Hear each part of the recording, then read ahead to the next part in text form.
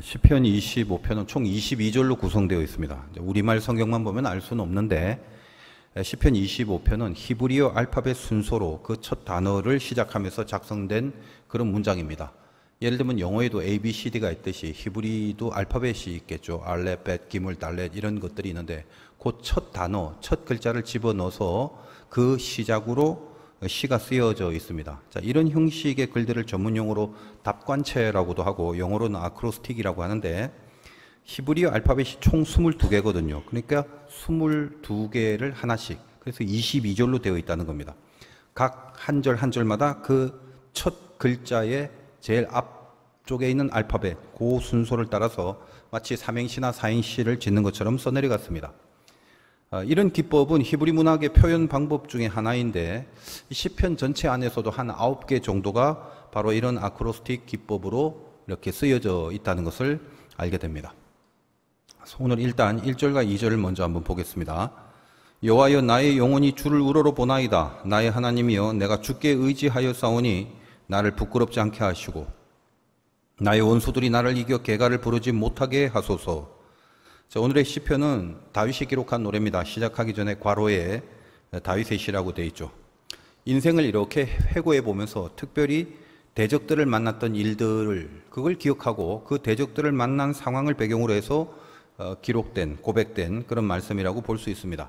우리도 이제 이 시편을 읽으면서 우리들의 삶의 그 대적들을 좀 생각해 볼 수가 있겠습니다. 특별히 신앙을 갖고 살아가는 우리들에게 있어서는 또 대적이라는 의미는 불신앙의 요소를 포함하고 있는 많은 것들이죠. 신앙으로 극복해내지 못하는 것들이 있습니다. 살다 보면 쉽게 이길 수 없는 이런 대적들을 만나는 경우가 보통 세 가지인데, 일단은 죄라는 게 있죠. 안 지으려고 하는데 그럼에도 이길 수 없는 그런 죄들이 우리들의 믿음의 대적들이 되는 겁니다. 둘째는 이제 또 사람이죠. 괴롭히는 사람. 그냥 이렇게 쳐다보기도 싫은 사람이 있어요. 살다 보면. 그런데 가족일 수도 있고 동료일 수도 있고 하여간 뭔가 계속 만나야 하는 그런 사람 중에 괴롭게 하는 그런 사람이 있다는 겁니다. 그리고 셋째는 사건이죠. 그 일이, 그 사건이 그렇게 되는 바람에 뭔가 다 막혀버리고 다 주저앉아 버리게 되는 그런 일과 사건을 만나는 경우도 있습니다. 다윗이 잘 나갈 때도 있었죠. 왕이니까. 근데 늘 이런 대적들을 만나면서 살아갔던 그런 인생이었지 않습니까? 다윗도 참 파란만장한 삶을 살았는데, 자, 오늘 시편은 이제 그때 쓰여진 겁니다. 평상시에 일상적인 그런 기도의 마음이 아니라 뭔가 상당히 괴로울 때, 대적들을 만났을 때를 회고하면서 그때마다 내가 아무것도 할 수 없을 것 같은데, 근데 그때 이런 식으로 기도를 했다. 참 힘들 때마다 우리 자신에게도 이 다윗의 이 신앙의 고백처럼 우리도 힘들 때가 있고 대적을 만날 때가 있는데, 그렇다면 우리에게 이 말씀이 어떻게 적용이 되는가를 염두에 두시고 묵상을 하셔야 될 겁니다. 자, 오늘은 이제 그냥 한 가지의 그 메시지에만 좀 초점을 맞추겠습니다. 1절을 다시 보면 여호와여, 나의 영혼이 주를 우러러 보나이다. 주를 우러러 보나이다. 오늘 말씀 제목이기도 합니다. 보통 이제 목사님들 설교 중에 상당히 많이 들었던 내용이 뭐냐 하면 하나님만 바라봐라, 이제 그런 메시지잖아요. 얼마나 많이 들었습니까? 괴로울 때 주님의 얼굴 보라, 뭐 그런 찬양도 있고, 내가 감당이 안 되는 그런 괴로움이 있으면 거기에 대한 해결이라는 게 결코 쉽지가 않습니다. 그래서 우리가 예수를 믿고 있기 때문에 하나님만 바라봐라 라는 이 말씀에 동의를 하기는 하는데, 그리고 그게 맞다는 건 다 인정은 하는데, 그게 그렇게 하라고 해서 그렇게 되는 게 아니거든요. 복잡하고 괴로우면 생각이 일단 꼬리에 꼬리를 물고 계속적인 번민의 생각들이 연결이 됩니다. 그러다가 지치면 사람이 생각을 통해서 지칠 수가 있거든요. 왜 지칩니까? 아무리 생각해도 답이 안 나와. 불안하죠. 그러면 불면증도 생기고 불안의 우울증까지 생기고 등등 많은 부분에 있어서 이 멘탈에 손상이 가게 되고, 그러다 보면 그것이 몸으로 드러나는 각종 질병의 현상들로 나타나게도 됩니다. 그래서 하나님을 바라봐라라는 말씀, 이거는 참 귀한 말씀이고 실은 그것처럼 정답이 없습니다. 그러나 사람의 생각이라는 것이 특별히 어떤 고난에 직면하게 되면 하나님을 먼저 봐야 된다. 알죠? 동의하죠. 근데 그 하나님 볼 생각이 선뜻 생겨지지 않는다는 거예요. 대적이 생기면 그 대적만 보이고 그 대적을 생각하게 되거든요. 아유, 저걸 어쩌지? 저 인간을 어떻게 하면 좋지? 다들 그 사람에 대한 생각에 사로잡혀 버립니다. 또 어떤 사건이 대적이 될 때도 마찬가지입니다. 그 사건이 진로를 막아버리고 앞으로의 길을 다 무너뜨렸다라고 그렇게 판단이 되면 이 일을 어떻게 하나, 이 사건을 어떻게 처리하나, 어쩌면 좋지, 그런 식으로 그 사건에 대한 생각에 사로잡혀 버린다는 거예요. 하나님만 바라볼 수 있는 마음이 자연스럽게 생겨지기가 어렵다라는 겁니다.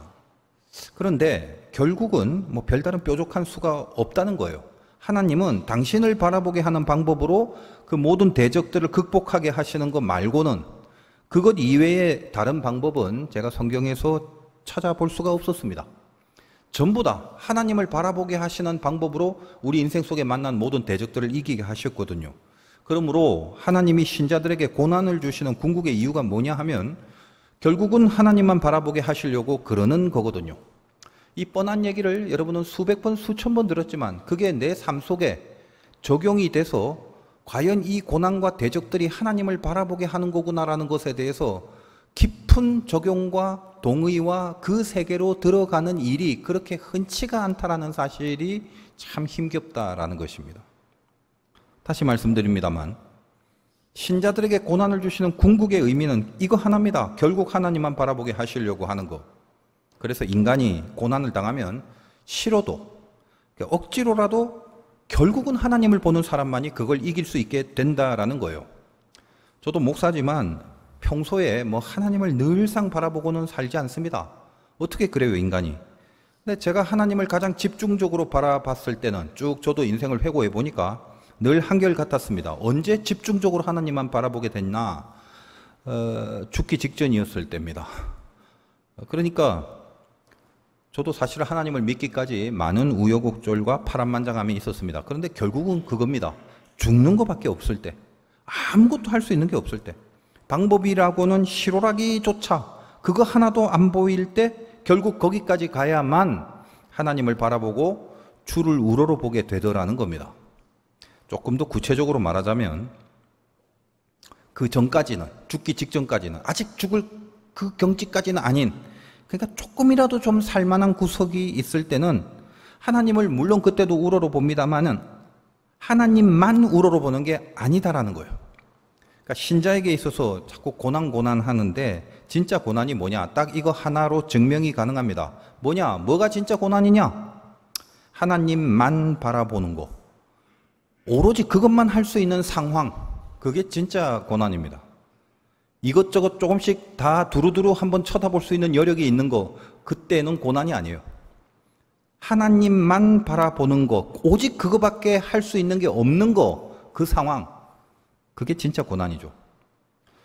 제가 목사로 살아가지만 나름대로 아무리 귀한 사역을 할 때라도 제 자신이 누군가를 위해서 사역을 하는 그 어떤 내용보다는 내가 스스로 죽을 것 같고 그런 상황이 되어야만 비로소 하나님만 올곧게 바라볼 수 있는 시선이 더 확실하고 강력하고 분명해지더라라는 것입니다. 제 경험상 그래요. 문제를 한번 내볼게요. 다음 중 더 심각하게 여겨지는 것이 무엇일까요? 골라보세요. 1번, 2번 두 개입니다. 1번, 옆 사람이 팔이 잘려져 나갔을 때. 2번, 내 새끼 손가락이 칼에 비었을 때. 내용상 심각한 것은 1번이죠. 그러나 여러분이 스스로 심각함을 온몸으로 느끼는 경우는 2번입니다. 왜요? 내가 중요해요.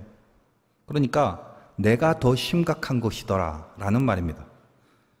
제가 다른 사람들을 위해서 정말 기가 막힌 사역을 해내는 과정이 있었다 할지라도 그런 걸 하면서 다른 사람을 위해서 사역을 할 때 내가 하나님을 쳐다보는, 하나님을 바라보는 그 수준, 그 차원하고 나 자신이 죽을 것 같은 상황에서 하나님을 바라보는 수준하고는 그 차원이 완전히 다르다는 겁니다. 그래서 제가 깨달은 게 뭐냐? 인간은 지가 죽을 것 같아야 하나님만 바라보는구나. 그겁니다. 예외 없이 누구나 그렇습니다. 그래서 하나님은 당신을 바라보도록 우리를 훈련시키는 시간들을 겪게 하십니다. 한 번, 두 번이라는 건 그걸로 끝나는 훈련은 없습니다. 훈련은 굉장히 반복되고 연속적으로 진행됩니다. 인생에 대적들이 있는 이유가 그것 때문이라는 거예요. 하나님만 바라볼 수 있는 인생. 그래서 대적은 한 번으로 끝나지 않습니다. 죽을 때까지 연속적으로 우리들에게 신앙의 대적이 되는 것들, 사람과 사건들은 계속 들이닥치게 돼 있습니다. 뭐 하라고요? 훈련하라고. 어떤 거? 하나님만 우러러볼 수 있는 그 믿음을 가지게 만드는 거예요. 그것이 우리에게 대적을 허용하시는 하나님의 의도라는 겁니다. 하나님이 당신이 사랑하는 자녀를 왜 괴롭힙니까? 품어주고 보호해줘도 모자랄 판에 그토록 우리를 사랑하시는데, 그러나 하나님은 우리를 훈련시키시죠. 당신의 자녀답게 악한 권세와 대적으로부터 끝까지 신앙을 지킬 수 있는 사람으로 만들어내기 위해서 끊임없이 우리에게 대적을 허용하시는 것이 하나님의 의도라는 겁니다. 이해를 돕기 위해서 우리가 창세기에 보면 그 훈련을 시켰던 사건이 바로 노아의 방주죠. 방주는 창문이 없잖아요. 하늘을 향해서 하나 딱 뚫어놨어요. 그게 유일한 외부와의 접촉입니다. 저 하늘 위에 하나 있어요. 창문이라는 건 옆에다 뚫어야 되는데 위에다가 하늘을 향해 뚫어둔 거죠. 하나님이 방주를 직접 설계하셨기 때문에 그것은 하나님의 의도고 하나님의 계획이고 하나님의 설계입니다. 메시지가 있겠죠. 뜻이 있겠죠. 방주라는 게 단지 홍수라는 것에서 살아남았다라고 방주 안이 아무 염려가 없겠습니까? 저 바깥에 나가면 죽음인데 우리는 안 죽었다. 야, 잘 됐다. 그래서 기분 좋고 맨날 안에서 파티하고 뭐 노래 부르고 행복하고 그랬겠습니까? 알다시피 온 세상에 있는 모든 동물들을 다 집어넣고 거기서 무슨 정상적인 생활이 되겠어요? 성경은 40주야 홍수가 계속되었으니까 한 40일만 참으면 되지 싶겠지만, 근데 실제로 성경을 보면 앞뒤 전후를 다 따져보면 1년 17일을 방주 안에 있었습니다. 조금 재밌게 생각을 해보자면 많은 동물이 있는데 스컹크가 방구를 한번 꼈다. 그 창문도 없고 거의 죽음일 텐데 무슨 방법이 있겠어요? 기타 등등 수없이 힘든 경우가 생길 건데 그 힘든 문제를 해결하려고 이리저리 쭈삣 이리저리 기웃 여기도 보고 저기도 보고 두리번거리고 그런다고 답이 나오는 것도 아니고 그러지 말라는 거예요. 그 어떤 것도 해법이 될 수가 없는 곳입니다. 여기를 보면 답이 없는 거예요. 그래서 여기를 여기로 해결하려면 방법이 없더라는 겁니다. 어떻게? 힘들지? 그래서 예. 힘드냐? 정말 힘드냐? 예. 위를 봐라. 위. 그거죠. 옆에 좌우에 두리번거리지 마. 거기 답이 있는 거 아니야. 여기를 여기로 해결하지 말고 여기에 생긴 문제를 저 하늘을 바라보는 곳으로 극복해내라. 그 시선을 하늘에 고정하라는 겁니다. 그거밖에 없는 거예요. 그것만이 여기를 견딜 수 있는 유일한 방법이거든요. 방주는 홍수에서부터 그들을 살려낸 것도 중요하지만 그 안에서 하나님만 계속적으로 바라보는 훈련을 시켰던 곳입니다. 그러니까 하나님을 바라본다는 건 우리가 처음 하늘 위에 아름다운 구름을 보거나 막 커피 한잔 마시면서 좋은 경치를 감상하는 그런 정서가 아닙니다. 그것 말고는 다른 게 없기 때문에 억지로라도 반드시 그렇게 해야 하는 거, 그게 하나님을 바라본다, 주를 우러러 본다라는 의미가 되는 겁니다. 그래서 우리 생각은 어떤가요? 바라본다, 하나님 바라본다. 이걸 억지로 하면은 이건 순수하지 않잖아. 그걸 굳이 억지로 해야 돼? 지금 대적으로 인해서 마음이 골마가고 썩어가고 있는데 어떻게 하나님만 바라보라고 하느냐? 그것도 억지로라도 그렇게 해야 한다고 말하느냐? 그게 과연 가능하단 말이냐? 예, 이런 생각이 들 수도 있을 것입니다. 억지로 하나님을 바라본다는 의미를 잘 생각하세요. 억지로 하지 말고 그러면 여러분 마음 내킬 때만 하나님 바라보라고 그럼 좀 말이 될 것 같습니까? 그렇지, 내가 마음 내킬 때 하나님 바라봐야지. 뭘 굳이 그렇게 억지로 자꾸 봐야 된다고 말씀을 하시냐? 근데 잘 생각해 보십시오. 여러분, 우리는 인간이 그래요. 내버려 두면 순수하게 자발적으로 하나님 쪽을 바라보고 있을 실력들이 아니라니까요. 우리는 어떤 상황이든지 간에 자발적으로 하나님만 바라볼 수 있는 사람들이 아닙니다. 틈만 나면 고개가 돌아가. 여유만 생기면 죄가 있는 곳으로, 육신이 땡기는 곳으로, 그렇게 우리의 눈이 돌아가고 우리의 발걸음이 향하는 게 그것이 죄인된 우리들의 수준입니다. 그걸 인정하셔야 돼요. 그래서 우리는 어떠냐면요, 늘 이렇게 머리를 씁니다. 뭘 바라보기 전에, 하나님을 바라보기 전에 머리를 쓴다는 거죠. 시선이 중요한데 제가 늘 말씀드리죠. 신앙은 시력이죠. 시력이 신앙이다. 뭘 보느냐가 중요한 거다.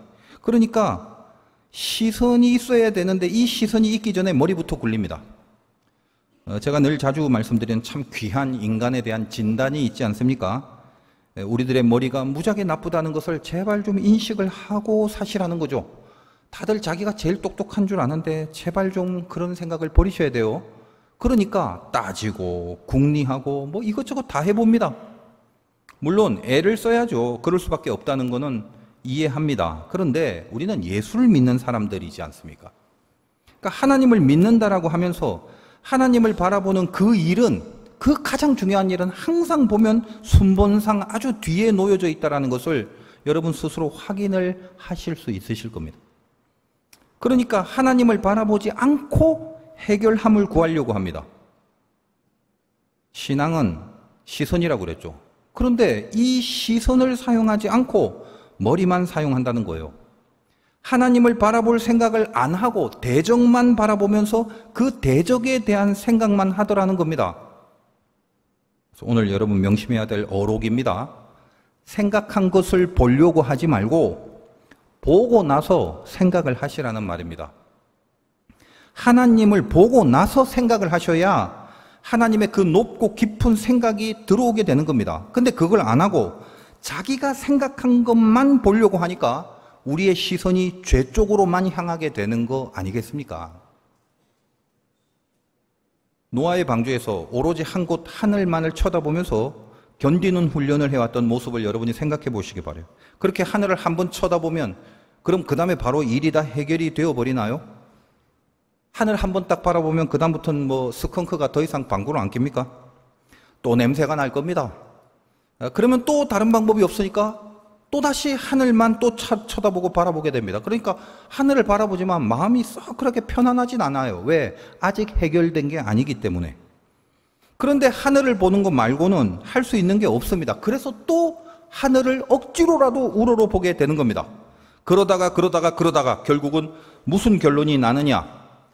그 일이 해결될 수도 있지만 그 일이 해결되는 건 둘째치고 내가 살아가면서 하나님만을 바라보는 것 말고는 다른 방법이 없구나. 그거를 온몸으로 알게 되는 거예요.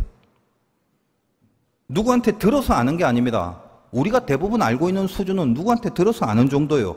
남들이 그렇다 하더라 그래서 아는 그런 수준이 아니라는 거예요. 하나님만 바라보는 게 정답이라는 이 사실을 들어서 아는 게 아니라 그냥 내 몸이, 내 영혼이, 내 운명이 그 사실을 그냥 품게 되는 경지가 되더라는 겁니다. 하늘을 바라보는 건 이게 방법이야. 그걸 그냥 체득을 해버리는 겁니다. 그리고 나면 힘겹고 어려울 때 한숨을 쉬더라도 그 한숨의 방향이 바뀌게 됩니다. 한숨의 방향조차 하늘이 되는 그런 신자의 모습이 만들어지더라는 것이죠.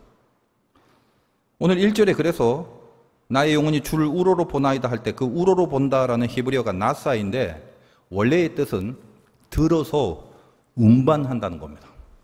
여러분 들어서 운반하는 건 자동으로 되는 게 아니죠. 애를 써야 되는 거죠. 들어서 운반한다. 그러니까 1절을 히브리 원문에 명확하게 아주 딱 맞게 정확하게 번역을 하면 내가 나의 영혼을 들어서 하나님께로 가져간다라는 뜻입니다. 자동으로 혹은 자연스럽게 그렇게 우러러 볼 수 있는 게 아니다라는 것에 깊은 메시지가 있는 거죠. 내가 들어서 그리로 운반을 해야 됩니다.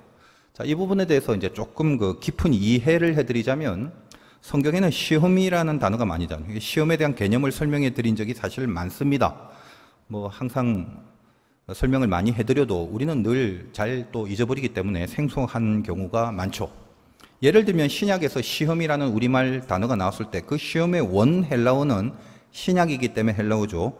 도키마조나 페이라조 이 두 단어가 대표적인데 그 중에 상당히 많은 부분 페이라조라는 단어를 씁니다. 페이라조라는 단어는 두 가지로 번역이 가능합니다. 동일한 헬라어지만 우리말 번역을 보면 어떨 때는 유혹이라고 번역될 때가 있고 어떨 때는 시련, 그냥 시험 이렇게 번역이 될 때가 있습니다. 그러니까 어떤 경우에는 그 시험이 마귀가 우리의 신앙을 무너뜨리고 우리를 넘어뜨리려는 유혹으로 다가오는 유혹의 느낌이 강한 그런 시험이 있고 또 어떨 때는 우리를 강하게 만들기 위해서 단련되고 연단되는 그런 시련으로서의 시험으로 우리에게 다가올 상황이 있다는 것입니다. 그러니까 어떤 경우라든지 간에 원 단어는 페이라조입니다. 이 페이라조를 때로는 시험, 때로는 유혹, 다시 말해서 시련, 단련 혹은 마귀가 우리를 공격하는 유혹, 이 둘 중에 하나로 번역을 하면서 사용을 하는 경우가 성경에서 이렇게 번역된 하나의 원리이기도 합니다.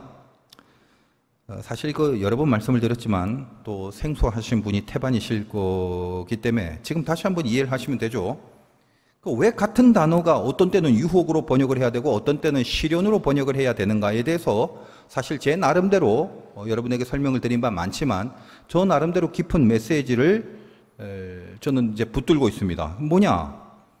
우리에게 다가오는 어떤 페이라조라도 그것이 유혹으로 다가오든 시련으로 다가오든 만약에 혹시 유혹이라면 그 유혹을 이겨내서 마귀한테 넘어가지 않고 그 유혹을 이겨내서 나를 단련하는 시련으로 승화를 시키고 그래서 결국은 강해질 수 있는 내가 튼튼해질 수 있는 기회로 삼을 수 있다는 차원에서 모든 유혹은 이겨버리면 나를 단련시키는 시련일 뿐이다. 그렇게 승리하라 라고 말씀을 해드렸죠. 그래서 페이라조라는 말 안에는 유혹이라고 번역을 하든 시련이라고 번역을 하든 모든 것을 신앙 안에서 이겨서 극복해내는 것이 그것이 궁극의 가치이기 때문에 페이라조는 그 두 가지 단어로 번역될 수 있다고 설명을 해드린 적이 많습니다. 그리고 페이라조라는 말 말고 아까 말씀드린 도키마조라는 단어도 있는데 그것은 증명이라는 뜻이 원래의 뜻입니다. 그러니까 우리말 번역상 도키마조라는 단어가 나와도 시험, 페이라조라는 단어가 나와도 시험이라고 같이 번역을 했다 할지라도 도키마조라는 단어는 원래의 뜻이 증명인지라 모든 페이라조를 통과하고 나면 유혹을 극복하고 이겨서 나를 단련시키고 연단시키는 승리로 이끌고 나면 그것이 도키마조, 내가 하나님의 자녀임을 증명하는 증거가 된다라는 의미에서 페이라조와 도키마조는 같은 연결된 개념으로 이 시험이라는 단어의 과정을 영적으로 잘 이해해서 이 과정대로의 승리가 우리에게 필요하다라는 것을 이해를 하시면 된다라고 여러 번 말씀을 드렸습니다. 처음 들으시는 분은 이제 또 이해를 하시면 되죠. 그렇게. 자, 그런데 왜 지금 제가 그런 얘기를 하냐면 구약에는 히브리어 단어인데 그럼 히브리어 단어도 신약의 헬라어처럼 그렇게 도키마조와 페이라조에 해당하는 구약의 히브리어 단어가 있지 않겠습니까? 당연히 있죠. 도키마조에 해당하는 단어는 바한이라고 합니다. 히브리 말로 증명이란 뜻이라고 했죠. 그렇다면 아까 말씀드린 그 페이라조라는 단어에 해당하는 히브리어가 뭐냐? 구약에서는 그것이 오늘 본문의 그 우러로 본다라는 단어의 원어인 나사입니다. 그러니까 정리를 잘 하시기 바랍니다. 아까 페이라조가 뭐라고 그랬어요? 이것과 동일한 메시지가 오늘 우러로 본다, 즉 나사라고 그랬죠. 그러니까 어떤 거죠? 아까 페이라조는 나를 넘어뜨리는 유혹과 공격들이 있다 할지라도 그게 대적인데 그런 대적들이 있다 할지라도 그 유혹을 이겨내고 그 대적을 이겨내고 나를 강하게 하나님의 사람으로 단련하는 시련으로 여겨서 이겨내는 거 그것이 뭐다? 페이라조인데 그게 오늘 우러로 본다라는 이 나사의 원래적 의미라는 것입니다. 그래서 아까 말씀드린 것처럼 하나님을 우러로 본다는 것은 그냥 쉽게 편하게 막 자동적으로 기분 좋게 룰루랄라 휘파람 불면서 그렇게 하나님을 바라보는 게 아니라고 했죠. 나를 강하게 만들기 위해서 그래서 억지로라도 부단한 훈련을 통해서 해내는 그래서 결국은 강해지는 그 열매를 위해서 감수해야 될 자세 그래서 우러로 본다라는 나사는 아까 말씀드린 운반한다라는 뜻으로 번역이 될 수밖에 없고 내가 나의 영혼을 들어서 유혹에 넘어가 다른 곳으로 나가 떨어지는 게 아니라 내가 나의 영혼을 이렇게 들고 올라가 어디로? 유혹을 물리치고 이 시련을 이기고 견디고 극복해서 내가 나의 영혼을 들어 하나님께로 운반해 가져가라 라는 메시지가 되는 것입니다. 그것이 우러로 본다라는 말씀의 깊은 의미가 되는 겁니다. 우리가 하나님을 바라보고 우리의 시선을 고정시키게 되면 드디어 두 가지 정도의 가장 귀한 신앙적 내용이 갖추어지게 됩니다. 뭐냐? 기다림과 기도. 이 두 가지가 하나님에게 시선을 고정한 자가 맺을 수 있는 열매들입니다. 이것이 가능합니다. 예를 들면 5절과 6절 보겠습니다. 주의 진리로 나를 지도하시고 교훈하소서. 주는 내 구원의 하나님이시니 내가 종일 주를 기다리나이다. 여호와여 주의 긍휼하심과 인자하심이 영원부터 있어사오니 주여 이것들을 기억하옵소서. 기다리나이다와 긍휼하심, 인자하심을 잘 생각해 보시기 바랍니다. 사람도 그래요. 누군가를 이렇게 오랫동안 바라보면 거기서부터 뭔가 느껴지는 게 있죠.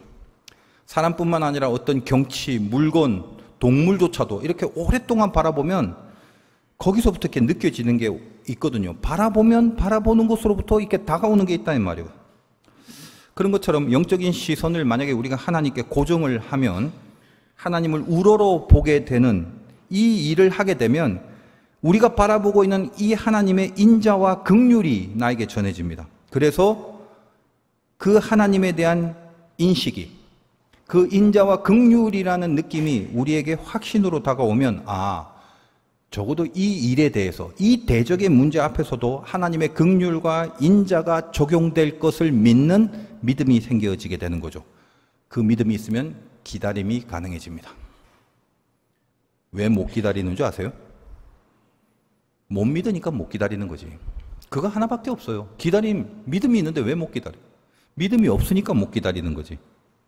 그러면 그 기다리는 동안 그러므로 뭘 하냐? 14절과 15절 보면 여호와의 친밀하심이 친밀해지는 거예요. 그를 경외하는 자들에게 있으며 그의 언약을 그들에게 보이신 내 눈이 항상 여호와를 바라보면 내 발을 그물에서 벗어나게 하실 것이미로다. 기다리는 동안 할 수 있는 게 어떤 겁니까? 연속적 기도죠. 기도는 하나님과 호흡을 같이 하는 겁니다. 하나님의 숨을 쉬는 게 기도거든요. 왜 하나님과 호흡을 같이 해요? 호흡 같이 해주면 그것만큼 친해지는 게 어디서요? 하나님과 친밀해지는 거. 계속적인 기도를 할 수 있는 이유가 뭡니까? 분명한 믿음이 있어야 계속적인 기도를 할 수 있죠. 우리가 한두 번 반짝 기도를 열심으로 할 수는 있습니다. 깊은 곳의 심리가 뭐죠? 되나 안 되나 일단은 한번 해보고 그 다음에 볼 거야. 늘 그런 심리가 있습니다. 그래서 의심을 하면서도 열심히 기도를 할 수가 있는 거예요. 근데 믿음의 기도는 뭐냐? 열심으로 끝나는 기도가 아니라 지속적인 기도가 되는 게 믿음이죠. 예를 들면 성경에도 있잖아요. 한 과부가 재판관을 찾아가서 밤낮 자기의 원통한 사인을 들어달라고 떼를 씁니다. 재판관이 신실하거나 도덕적이거나 윤리적이거나 이런 사람 아니에요. 못된 사람이에요. 근데 그 여자의 청을 들어주는 게 아니라 윤리적이라서 도덕적이라서 책임감 때문에 들어주는 게 아니라 성경 표현상 아이고 너무 귀찮아서 그 청을 들어준다. 그런 내용이에요. 그래서 보통 이제 목사님들 설교 중에 고로 가끔은 하나님을 귀찮게 굴어라. 기도는 하나님을 귀찮게 하는 거다.